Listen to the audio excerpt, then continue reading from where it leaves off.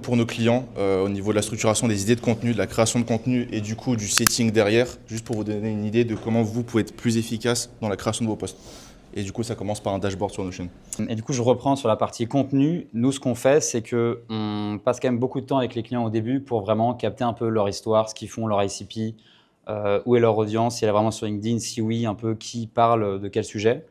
Et donc ça, en fait, on pose tout dans des pages pour background, en gros, capter l'histoire entrepreneuriale de la personne, même personnelle, pour vraiment incarner les posts, le positionnement et l'audience cible. Et après, en fait, on vient tout gérer dans Notion via une base de données qui est connectée via des tableaux Kanban qui permet vraiment d'avoir des vues sur les étapes de production pour une idée, de la rédaction, pour la partie vidéo, mais ça, on laisse de côté. Tout ce qui est en revue interne à valider, à publier. Comme ça, on a vraiment une vue globale sur tout ce qu'on produit et à quelle étape ça en est. Et là, par exemple, on a des calendriers de publication de Romain où on voit typiquement ces contenus. Et là, on a plusieurs informations. On a déjà les titres des contenus, les piliers de contenu. Nous, on organise toujours les contenus sous 4 piliers. On a le pilier tactique qui, en gros, vient regrouper tous les contenus vraiment de votre expertise, des tips actionnables, des méthodes, des frameworks, tout ce qui un peu vous met en avant comme expert sur votre sujet.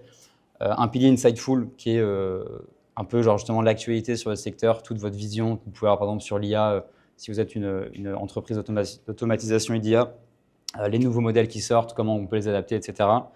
Des contenus un peu plus personnels qui retracent votre parcours, ce qui se passe dans votre boîte, les recrutements que vous pouvez faire, les milestones que vous accomplissez. Et le dernier, c'est le pilier aspirationnel, où là, en général, c'est des cas clients. Vous partagez des histoires de réussite de vos clients, vous-même, d'employés qui montent en compétences, plein de sujets. Et ça vous permet justement d'organiser vos contenus de jamais être à court d'idées. Et comme ça, vous savez que vous devez remplir des contenus sous chaque pilier. Et vous savez que du coup, vous organisez bien vos idées, vous ne parlez pas toujours de la même chose. Voilà, si vous gérez aussi par Notion, un petit truc qui est assez sympa qu'on a mis en place récemment, c'est Scheduled, une app française en plus, qui permet de programmer depuis Notion et qui vous remonte pas mal de data, notamment les impressions. Prendre un post quand même un peu plus sympa qui a fait plus de vues, où justement ça remonte les impressions, les réactions, donc tout ce qui est like, commentaires, les shares et aussi les clics sur votre post. Si jamais vous mettez un CTA dessus, vous pouvez voir justement le nombre de clics. En fait, c'est toutes les informations que vous avez sur LinkedIn qui sont remises sur Notion et ça vous permet ensuite de derrière créer des tableaux analytics. Voilà, après je ne vais pas rentrer plus dans le détail. C'est quoi le truc pour les impressions LinkedIn?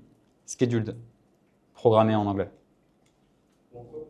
Point .so, ouais, c'est ça.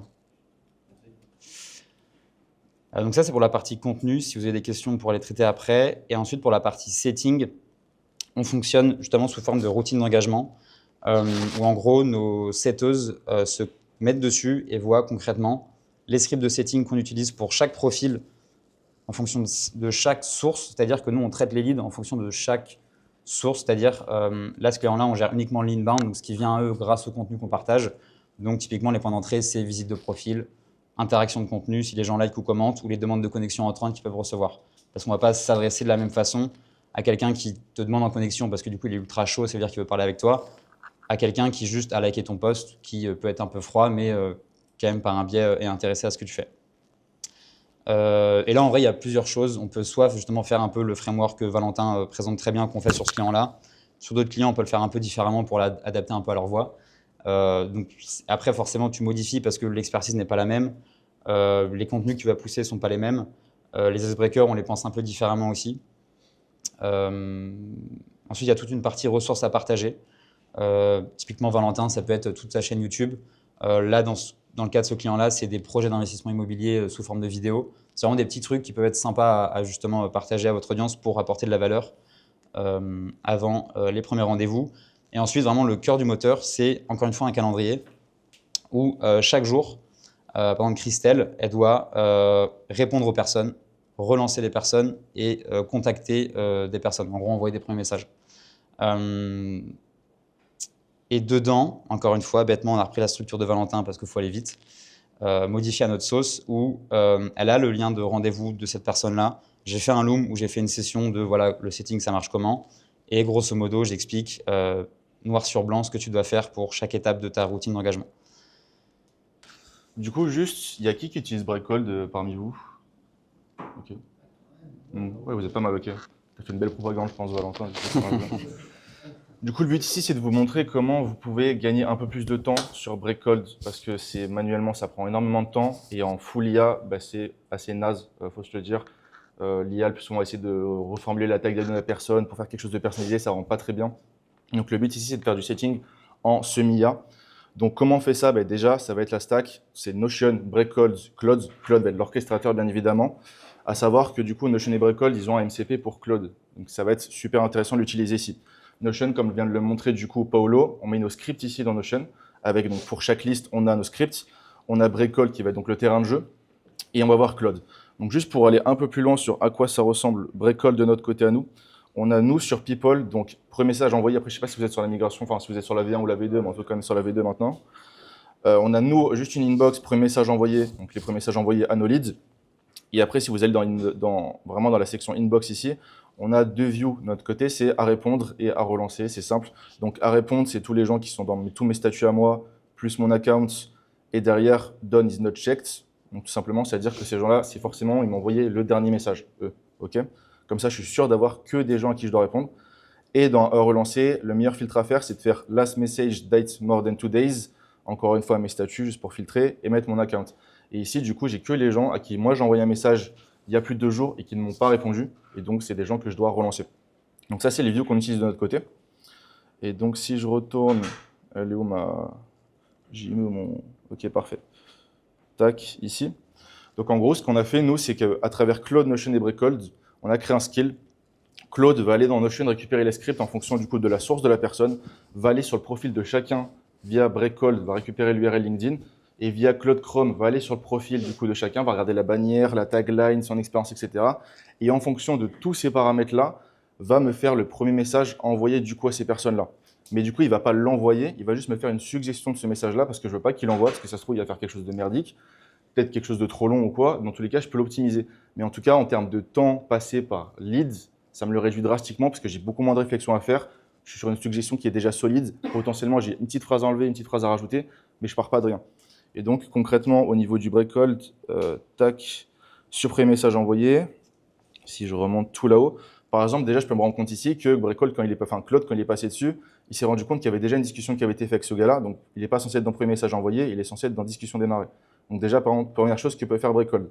Derrière, ce qu'il va faire, par exemple, ici, c'est qu'il estime que cette personne-là, c'est angle 3 cas client. C'est-à-dire que moi, dans mes scripts à moi, c'est un gars qui a un profil qui est déjà très gros sur LinkedIn. Donc, je ne peux pas lui faire des audios de feedback sur son profil. Je n'ai pas la légitimité pour le faire. C'est déjà une grosse personne. Par contre, moi, ce que je peux lui dire, c'est du coup que pour lui, ça doit lui prendre pas mal de temps de faire du contenu sur LinkedIn et du coup, lui montrer comment nous, on a fait sur un cas client pour gérer son LinkedIn en moins de 2 heures de son temps. Donc là, par exemple, Breakcode, il a choisi le bon script que moi, j'avais choisi en allant sur le profil LinkedIn. Et en fait, derrière, moi, j'ai déjà mon message qui est tout préparé ici. J'ai juste à le copier-coller, faire compose message, juste le diviser en plusieurs parties pour pas que ce soit un énorme pavé et faire des petites bulles. Et en fait, derrière, c'est fait. Donc ça, par exemple, c'est sur toute la partie donc icebreaker sur les premiers messages envoyés.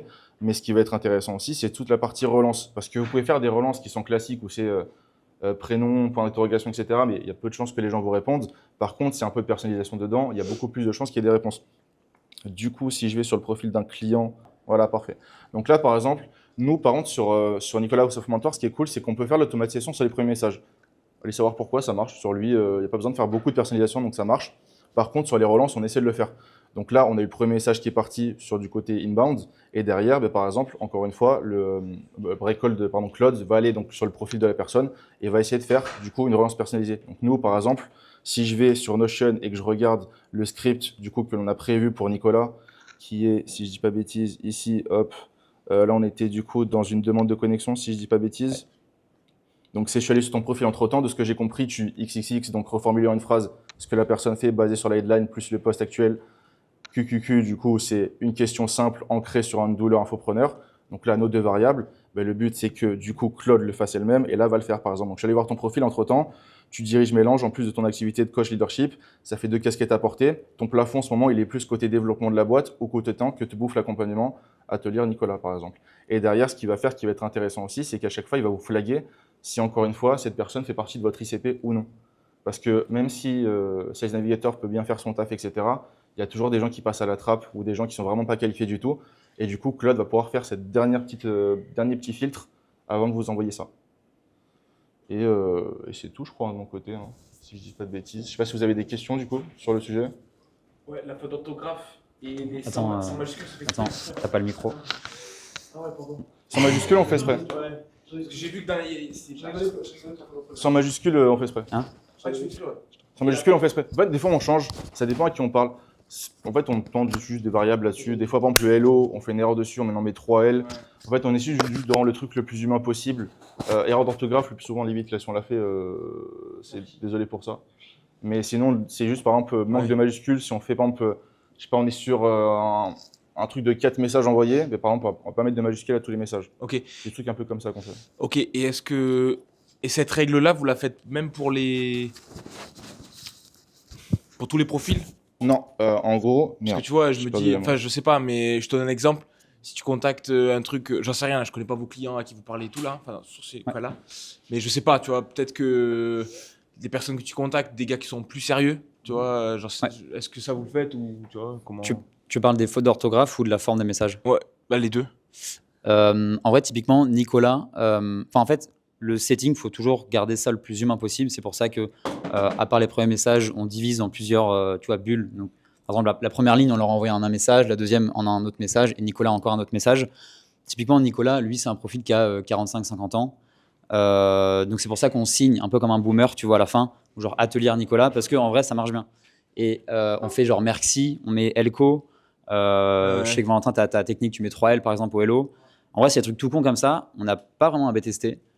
Mais C'est l'optimisation pour le coup, c'est pas ça qui va te faire. Ouais, qui change ouais. tout, ouais. Et typiquement, on a d'autres clients, par exemple un mec qui s'appelle Alexandre, qui a pareil 55-60 ans, qui deal avec des grandes fortunes, etc. Enfin des genre family office ou autres, où là, on va beaucoup plus être dans le vouvoiement, mettre les formes dans les messages, pas de faute justement. Ok. En gros, on s'adapte.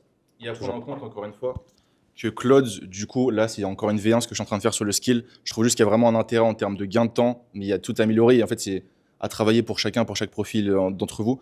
Mais par exemple, il faut aussi le tutoiement, le vouvoiement, il fait le switch entre les deux en fonction de la photo de profil qu'il voit.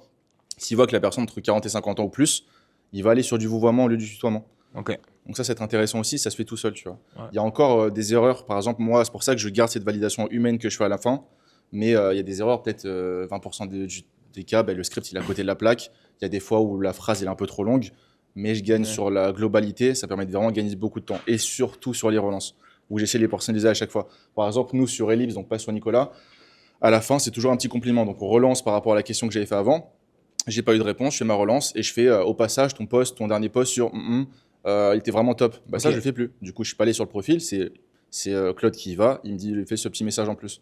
Ce qui est toujours sympa à voir à la place d'une relance classique un peu à la con, quoi. Ouais, et du coup, là, une autre question. Du coup, là, quand vous analysez le profil, la bannière, le titre du profil et tout, vous regardez aussi du coup les posts qui ont été faits Ouais. et l'activité aussi. Ouais, pour nous, on le fait. Par exemple, moi, j'ai un script. En fait, je switch entre un script que fait Valentin, qui est un script un peu small talk, où on part vraiment en félicitations et juste tu poses une question. Ah, moi, j'en ai un aussi où c'est vraiment quelque chose d'un peu plus cash, où c'est je vais pas tourner autour du pot, voici mon offre, voici ce que j'ai fait pour ci. Est-ce que ça t'intéresse? Et du coup, là, j'ai 3 sites potentiels. Okay. Si le profil LinkedIn il est claqué au sol, là, je fais des audio feedback sur son profil.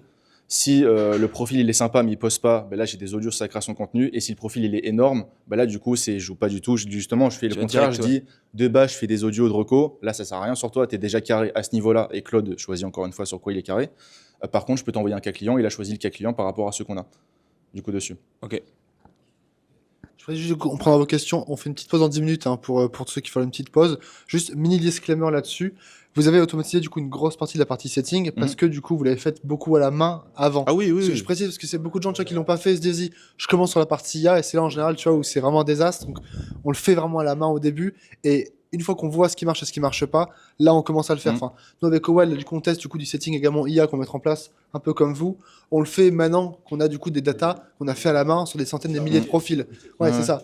Débuter avec de l'IA, c'est une mauvaise idée. Je précise quand même. Et à savoir aussi que par contre les conversations, quand il y a une réponse à un message, là il n'y a pas d'IA. Il n'y a pas Claude qui repasse derrière pour faire le message ici. Là c'est purement de l'humain, c'est le setter, sa logique commerciale, etc. qui rentre en jeu. C'est purement sur les relances, sur l'icebreaker qu'on veut essayer de réduire le plus possible le temps. Je poserai mes questions à la fin. Je poserai mes questions à la fin. Là, vous dites que Claude, il peut aller voir le profil LinkedIn. Mhm. Et par exemple, nous, comme on a des e-commerçants, par exemple, souvent, ils n'ont pas de poste, parce qu'ils s'en foutent totalement. Ouais. Et du coup, moi, j'ai testé plein de techniques, des choses et autres. Et ce que j'ai remarqué, c'est que souvent, ils répondent quand moi, je prends le temps d'aller sur leur site, dans la Ouais. page histoire. Je passe mon temps à lire l'histoire et trouver des choses. Ça me prend genre des fois Ouais. 5 minutes par profil. Donc en vrai, c'est compliqué. Donc, est-ce que Ça, c'est tu le fais. possible avec ça d'automatiser et que Claude aille sur le site Bah là, sur ça la va page aller. histoire Juste, en fait, tu as une étape en plus. Enfin, faut que la personne, le profil LinkedIn, ait bien évidemment son entreprise dans les expériences. Et du coup, derrière, en fait, normalement, quand tu vas cliquer sur l'entreprise, il y aura le site internet derrière. Donc, toi, juste, il y a des étapes en plus pour chacune, parce que nous, on s'arrête au profil LinkedIn. Mais tu peux faire exactement la même chose. Après, Claude aura du coup l'historique, aura le site avec son historique, etc. Et tu fais ton message à partir de ça. Ok. Et en gros, du coup, ton CRM, c'est Breakcall, quoi. Ouais, CRM, c'est Breakcall, mais juste voilà, on a rajouté ces petites étapes en plus. On voulait pas que ce soit l'IA qui gère tout, parce que vraiment, je trouve que c'est trop nul. Ça, mais par contre, en semi, vraiment en validation, là, c'est intéressant. Il y a pas mal de gains de temps à faire. Ok. Et on est encore sur une V1, tu vois, comme je t'ai dit, vraiment, je pense qu'il y a encore grave de trucs à améliorer, mais la méthode, en tout cas, je trouve qu'elle est super intéressante. Je précise juste, en vrai, ceux qui veulent faire une pause, en vrai, vous pouvez y aller. Si vous ne faites pas de setting du tout, en vrai, on se prend une petite demi-heure pour faire un petit focus sur la partie Breakcall. Juste pour info, après la pause, on reprend sur un truc focus LinkedIn pour le coup, à la fois avec Gaspard, avec Nat, contenu LinkedIn, etc., et nous, le système LinkedIn. Ensuite, on fait le lunch. Pour compléter, juste Gauthier aussi, en vrai, nous, on a créé un skill qui du coup fait tout ce qu'on vient de présenter. Tu peux très bien dire dans ton prompt ou dans ton skill, plutôt que d'aller sur le profil LinkedIn, d'aller voir le site de la personne qui peut trouver depuis le profil LinkedIn. Et ça, il fait en API ou est-ce qu'il doit aller sur Google Chrome, aller sur... Il va sur le profil. Ok. En fait, tu tapes Claude. Tu vois, genre ça, là. En gros, quand ton navigateur est affiché comme ça veut dire que Claude, tu vois, tu as un peu d'orange à droite à gauche. C'est-à-dire que Claude, bah, tu vois, tu as son curseur qui est là, Ouais, lui-même c'est scrape la et tu peux le voir scroller, aller sur des trucs et tout. Il y a Ouais, à savoir donc, qu'on n'a pas eu de problème de ban pour le moment. Je pense qu'il y a très gros volume potentiellement. Et là, par exemple, tu te dis, tu fais une session de setting. Moi, le plus souvent, je lance 1 heure avant. Ça tourne pendant 1 heure, je fais mon boulot à côté. Et en fait, après, j'ai ma session qui est préparée, je vois mes quick notes et je bosse avec. Ouais, faut juste être sûr que l'ordinateur soit allumé, quoi. Exact. Ouais. Non, mais franchement, je sais pas combien t'es, 20 balles, c'est mort. 90 balles, large. Franchement, il n'y a aucun problème là-dessus. Je tourne, vraiment, je l'ai tourné pas mal de fois là cette semaine. Ça tient largement. Et ça tient mieux, encore une fois, il ne faut pas que tu sois pour le MCP Breakcall, il faut que tu passes par l'API Breakcall. Parce que par le MCP, tu vas bouffer 1 milliard de fois plus de tokens sur Claude, alors qu'en fait, Claude, c'est très bien utiliser l'API. Et il va le faire en plus avec des batchs, et en fait, tu vas économiser un peu plus de tokens là-dessus. Juste pour rebondir rapidement sur le volume, tu checkes combien de profils en 1 heure? Je ne saurais pas dire, en fait, ça va être mes premiers messages envoyés. Donc ça peut être, je pense, en vrai, je pense que Claude tient largement les 50 par exemple sur 1 heure, tu vois. Ouais. Et je pense que tu peux monter en plus, hein. Ouais, tu peux monter beaucoup plus, hein.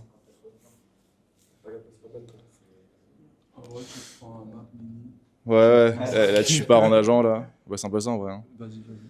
Ok. Du coup, est-ce que tu peux revenir un peu sur les piliers des postes et tout?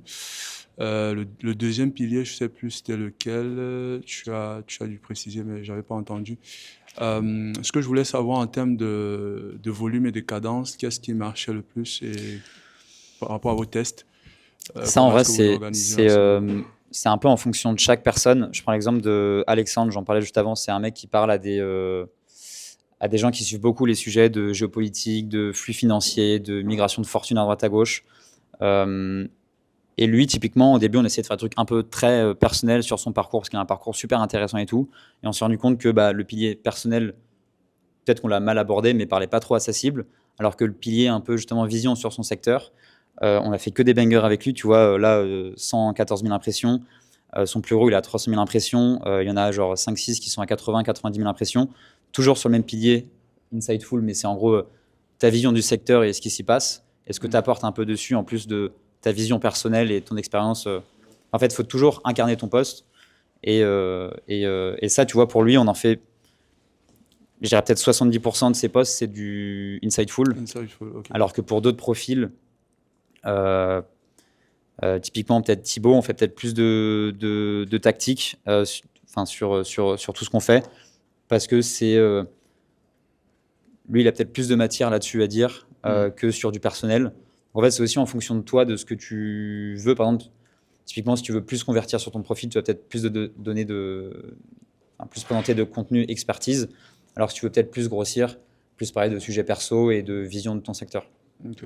typiquement. Et dans l'Insightful, c'est vraiment, je vois beaucoup de personnes qui font des vidéos perso, des vlogs, des photos, etc. Tout ça rentre dans l'Insightful.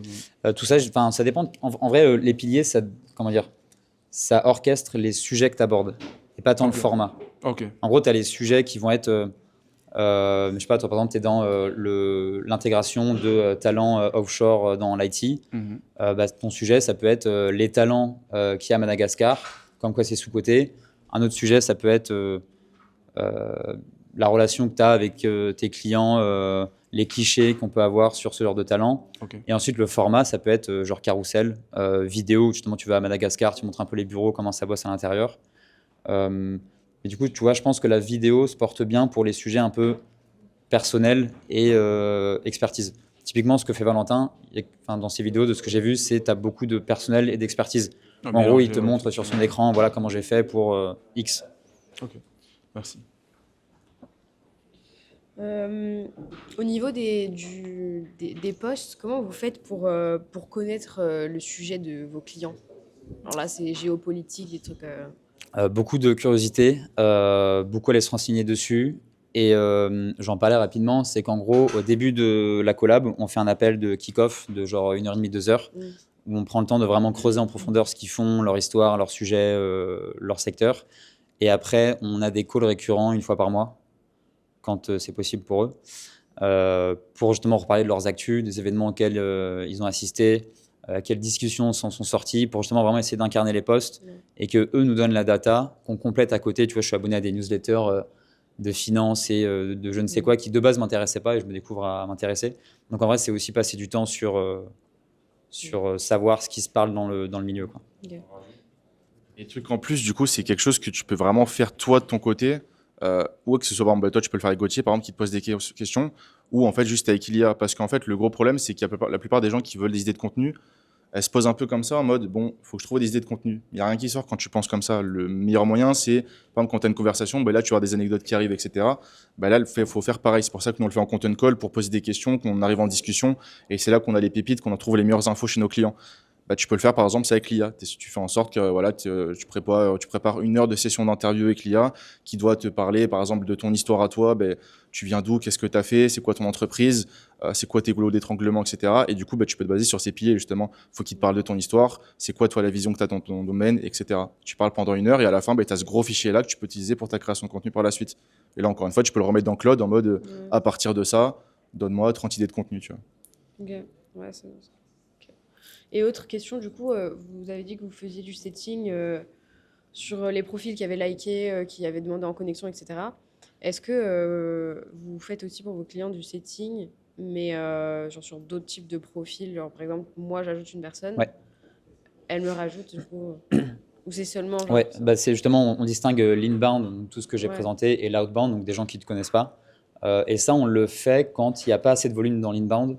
Par exemple, le profil est petit, on commence avec eux, et bah, je sais pas, il fait 1000 impressions par post, il n'y a pas assez d'interaction de gens qui viennent sur son profil. Mais l'inbound, si tu en as assez, priorise-le toujours, systématiquement. Et l'outbound, justement, quand on le fait, tu vois, on se rend compte que sur l'inbound, on peut avoir genre 50% de taux de réponse.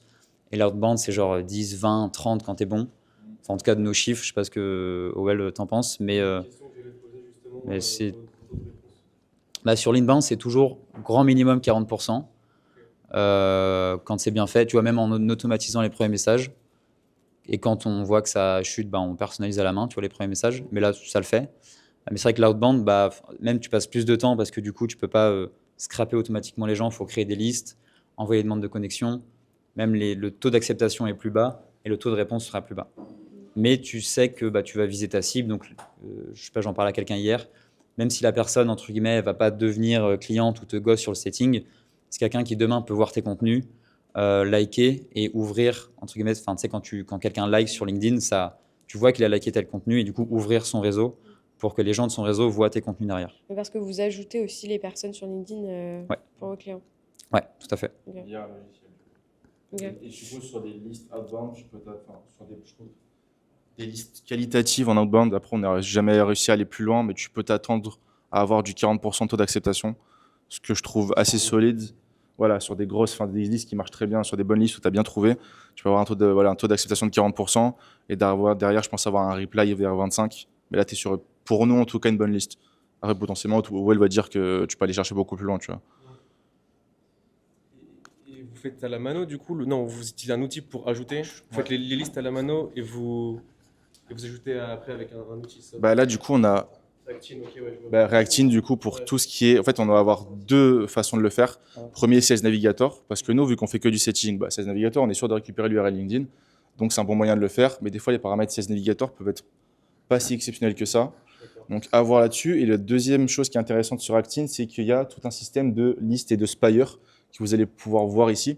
Où, en gros, par exemple, vous pouvez aller récupérer tous les gens qui likent et commentent des posts d'un concurrent à vous ou d'une personne intéressante à vous. Et en fait, derrière, vous pouvez faire du setting sur ces gens. Attention, j'ai fait un post récemment là-dessus, faites pas du setting en mode j'ai vu que tu avais liké le post 2. Là, c'est du stalk x 1000. Par contre, ça montre qu'il y a quand même un signal intéressant d'achat. Le dernier élément qu'on a fait comme ça, c'est un spire sur un lead magnet qui avait fait une personne. C'est un lead magnet où c'était Cloud Skill pour rédiger 1 mois de contenu sur votre LinkedIn. Là, moi, je sais que ces gens-là, ils ont forcément envie de ne pas passer du temps sur LinkedIn, mais ils ont envie, en tout cas, d'y être présents. Donc pour moi, c'est des gens qui sont intéressants. Je vais aller les chercher, mais du coup, je ne vais pas du tout parler du fait qu'ils ont commenté cette magnette-là. Mais je vais essayer d'aller chercher quand même parce que je sais qu'ils ont besoin et que moi, je peux le résoudre. Une question. La première, c'est LinkedIn Premium. Il faut obligatoirement? En vrai, j'ai tendance à dire, te pose même pas la question, prends-le. Surtout si tu veux, par exemple, aller chercher les gens qui visitent ton profil. Tu peux pas aller les chercher si tu n'as pas le premium. Ok. Tu vois, genre les 3 derniers, et après c'est flouté, tu peux pas les voir. Et en vrai, les signaux d'inbound, c'est pour moi dans l'ordre de demande de connexion parce que le mec t'a ajouté et veut parler. Ensuite, visite de profil, c'est il allait juste avant, il a juste pas eu les couilles entre guillemets de t'ajouter. Et après, interaction de contenu, où les gens juste ont liké, peut-être commenté, du coup là ils sont chauds, mais en général, c'est pas les meilleurs leads. Donc visite de profil, ouais, du coup, tu es obligé d'avoir premium. Ok. Je vais même aller à plus loin que ça. Pour info, on avait donc les premiums aussi sur le compte de Valentin et le mien. Et pendant un moment donné, on a arrêté de les mettre. Et dites-vous, ça m'est arrivé il y a un truc comme 2-3 semaines. Mon abonnement s'était arrêté parce qu'on avait arrêté de payer avec Valentin. Le jour même où l'abonnement s'est arrêté, mon compte s'est fait déconnecter parce que j'étais trop en masse sur mon compte à faire du setting. En fait, donc le premium, en fait, vu que tu payes, il te considère comme quelqu'un d'au-dessus, de plus premium parce qu'il sait que tu vas payer des 30, 40, 90 euros par mois selon le plan que tu vas prendre. Et en fait, ça va t'éviter aussi de te faire, signaler, tu vois.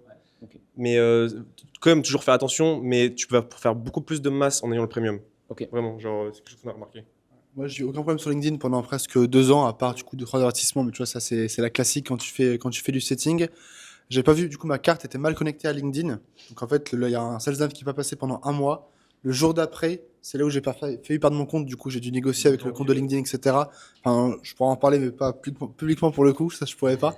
Mais en gros, genre, enfin, le lendemain où genre je paye plus, boum, genre ban. Donc en fait, c'est vraiment, ils le diront jamais publiquement ce qu'ils peuvent pas. En fait, tu montres que tu payes chez eux. En vrai, ils te foutent la paix. Ils te foutent beaucoup plus la paix en tout cas que quand tu payes pas. Donc tu as raison. En fait, c'est même pas tant. C'est quoi les fonctionnalités de LinkedIn Premium, etc. C'est juste, prends-le. Dans tous les cas, au moins, tu dors tranquille, quoi. Ouais, enfin, en gros, si tu prends l'offre par trimestre, tu payes que dalle, quoi. J'ai trouvé des codes réducteurs sur le LinkedIn Premium. Ok. Et à chaque fois que tu essaies de quitter en plus, tu as 5% de réduction. Oui. Ok. J'ai acheté ça sur G2A, Kingwin ou quoi, là où ils vendent des. Ah ouais, ils le font aussi, ça, je savais pas. Ouais, en fait, là où ils vendent des clés de jeux vidéo en masse, là, Kingwin, G2A et tout, là, vous chopez des. Ouais, moi je l'ai chopé à 80 € pour l'année. 80 € l'année. Ouais, 80 € l'année. Ah ouais. Mm. On va parler Florian après. Non, que pour LinkedIn Premium. Ouais. C'est pas mal. Mais il y a les externes aussi.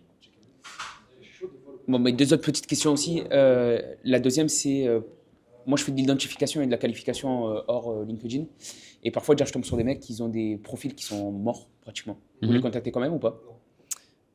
On l'a fait au début et en vrai, on a eu des clients comme ça qui étaient genre 500, 700 abonnés, tu vois. Et en vrai, à chaque fois, on s'est pris des tôles. Enfin, ça marche parce que du coup, tu pars de zéro, forcément, tu as des résultats. Mais c'est pas là, c'est pas les personnes auxquelles on apportera le plus de valeur. Ok. Et on n'ira pas, du coup, pas les contacter parce que déjà, si la personne n'est pas active, elle va pas te répondre.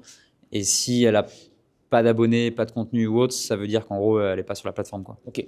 Pourquoi je demande ça? Parce que parfois, tu as des clients, je qualifie des gros clients parfois.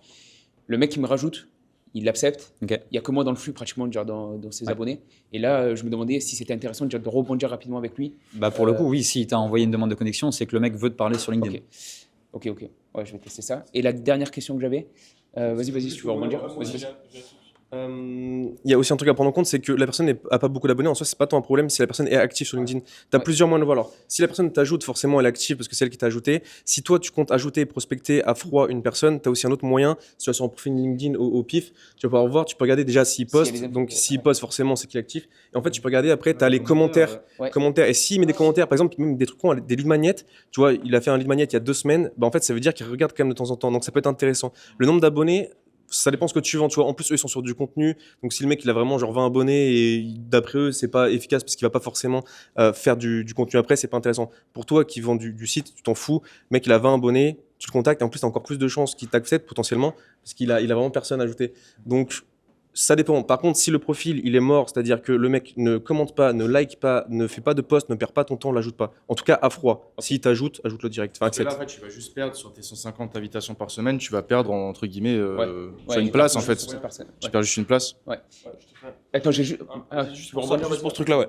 Ouais, pour ce truc-là, moi d'expérience, on a un client à nous qui fait un peu la même chose. Mhm. Et lui, pour donner une idée, il contacte selon le type de profil, mais il contacte des profils où des fois ils ont genre 0 photo de profil, 50 personnes. Et en fait, ces gens-là, je pense que tout le monde se dit, ouais, en fait, il est pas là, il est même pas vivant.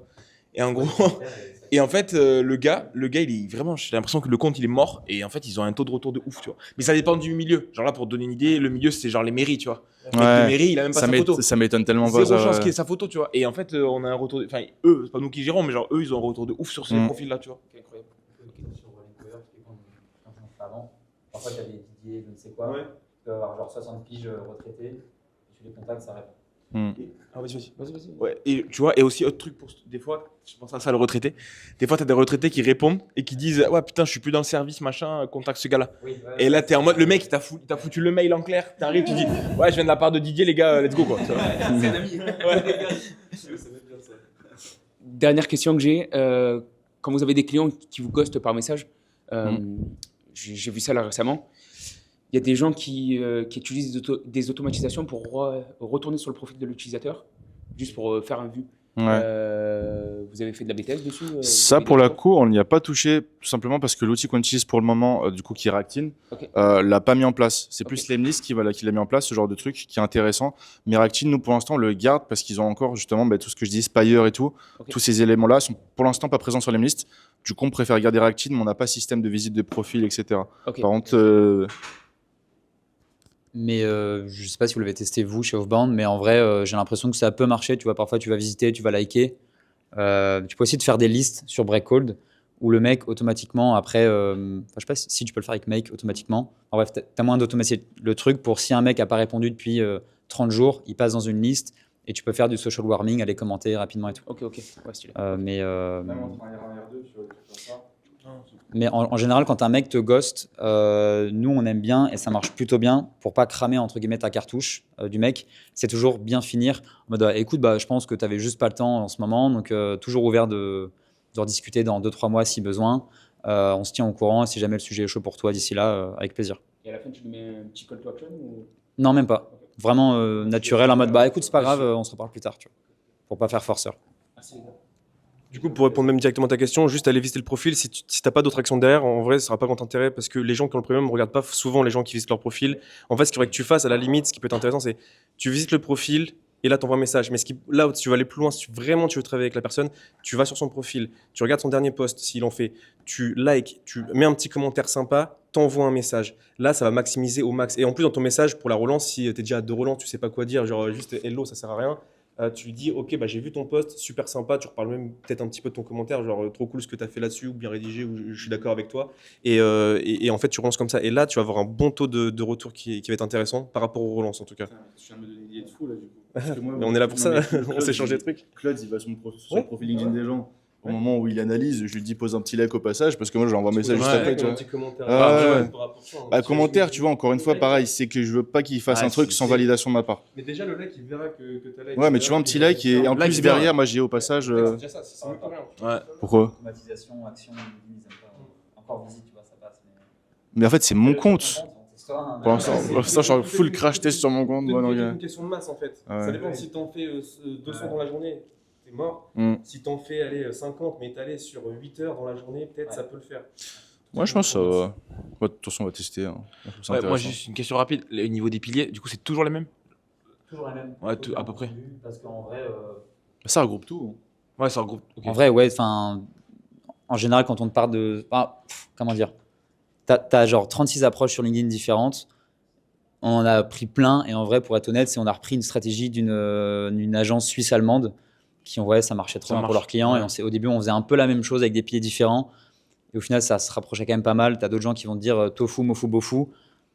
Oui, et en vrai, tu le fais, mais via les piliers. Et en fait, c'est comment dire? En gros, imagine les piliers comme des, tu vois, un puissance 4, tu mets des trucs dedans, Ouais. tu mets tes idées dedans, et après, c'est comment tu organises tes idées en fonction aussi du parcours de tes prospects. Donc, forcément, un pilier personnel, ça va plus être tofu en général. Le truc tactique ou cas client aspirationnel, ça va être un peu En bas, ouais. bofu. Ouais. Mais ouais, et du coup, ça te permet justement personnel, aspirationnel, vision et tactique de toujours avoir des idées qui se complémentent, quoi. Ok. Oh, merci. Non, récemment, c'est top. J'ai eu des personnes qui sont venues directement à moi en DM sur LinkedIn pour Trop me bien. dire oui, j'ai besoin de vos services. Je réponds dans les 5 minutes, après plus rien. J'envoie mon Calendly, je relance et plus rien. Ouais. Et ça m'est arrivé 2 fois, hein, une fois sur mon compte et une fois sur le compte de David. Et donc je sais pas. Et le message, c'était vraiment j'aime ce que vous faites, venez en discute? Ou c'était quoi? Non, ils m'ont vraiment dit leurs besoins explicitement. Et ils m'ont demandé est-ce que vous pouvez m'aider? Et du coup, moi, je réponds oui, prenez rendez-vous, voici mon lien Calendly. Et puis après, ils me répondent plus et je relance, je leur dis est-ce que vous avez trouvé un créneau? Si jamais c'est pas possible, je peux vous en proposer d'autres. Et ils me répondent plus après. Du coup, nous, on les appelle derrière, mais. En vrai, soit c'est des gens qui vont un peu à la pêche aux prestataires et qui envoient ce même message à plein de gens qu'ils ont vu. Genre, c'est arrivé à nous récemment ou à un client, je sais plus, où le mec en fait a tapé une recherche LinkedIn et contacté tout le monde. Et du coup, je pense que peut-être tu lui as répondu, mais du coup, ton profil correspondait pas trop par rapport à un autre qui était peut-être mieux en apparence. Et sinon, en vrai, ce que tu peux faire, c'est demander qui marche bien sur un client, je crois que c'est Nicolas ou je sais plus. Non, c'était Mohamed à l'époque, de dire est-ce que vous êtes dispo dans la semaine 15-20 minutes par visio ou par téléphone. Et là, en fait, c'est le même principe, c'est oui, non. Et du coup, si le mec est plus chaud par téléphone, il t'envoie son téléphone, ou sinon par visio, tu lui demandes son mail et tu bookes pour lui. Ouais. Parce que ça lui évite d'aller sur ton calendrier, voir les dispos, ah ouais, mais attends, moi j'ai quoi, etc. Nous, je sais que justement, on le fait récemment pour nos clients, de vraiment même demander les infos et de booker pour les personnes. Ouais. C'est beaucoup plus friendly. T'es dispo demain, vendredi, 10h, ok, parfait, on va le mail. Ouais, je comprends peut-être aussi que donner de la valeur, en fait, dès qu'ils m'ont dit on a tel besoin, j'aurais peut-être pu dire oui, je peux y répondre parce que si, parce que En vrai, ou pas forcément. En vrai, non. Moi, je pense que j'aurais fait comme toi, sincèrement, rediriger vers le rendez-vous parce que tu dis voilà, dans nos rendez-vous, on peut identifier les leviers actionnables pour vous, etc. etc. Mais peut-être juste coup de malchance et que le mec venait à la pêche au prestataire, quoi. Ouais, enfin, c'est arrivé 2 fois, donc c'est vrai que c'est un peu chiant. Mais... Après, 2 fois sur quel volume, tu vois. Après, il faut aussi relativiser. Juste, on va devoir couper parce que là, il faut faire comme une petite pause pour ceux qui ont besoin et puis on va directement renchaîner après. Donc là, il n'y a plus beaucoup de temps en soi. Par contre, vraiment super intéressant, les gars. Et je suis en train de me demander, à voir si ça vous intéresse, mais potentiellement de venir à un moment donné sur un de mes lives.